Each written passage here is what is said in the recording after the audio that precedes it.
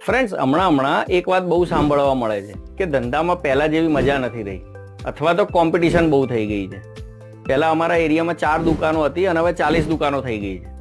તો સાહેબ, એનું કારણ હું તમને જણાવું કે લોકો આવું કેમ કહેતા હોય છે. મિત્રો, તમે એવું વિચાર્યું છે ક્યારે કે જેટલી કોમ્પિટિશન વધી એટલી પબ્લિક વધી છે કે નહીં? જ્યારે તમારા એરિયામાં 4 દુકાન હતી ને, તો ભારતમાં 40 કરોડ પબ્લિક હતી, અને અત્યારે 40 દુકાન થઈ છે ને, તો સામે 140 કરોડ માણસો થઈ ગયા છે. અને પહેલા કરતા લોકોની ખરીદ શક્તિ પણ વધી છે ને. અને મજાની વસ્તુ શું છે ખબર છે ભાઈ?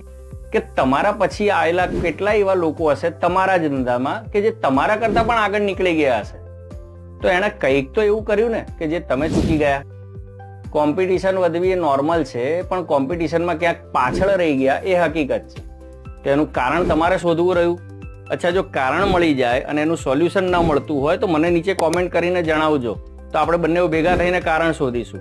અને આ રીલ એવા વ્યક્તિને શેર કરવાનું ભૂલતા નહીં કે જે ક્યાંક કોમ્પિટિશનમાં પાછળ રહી ગયો છે. અને હા, તમે એવું કોઈ પગલું લીધું છે કે જેનાથી તમે કોમ્પિટિશનમાં આગળ રહ્યા છો, તો એ પણ જણાવજો, તો તમારું જોઈએ ને બીજા લોકો પણ એવું કરી શકે. બાપા સીતારામ.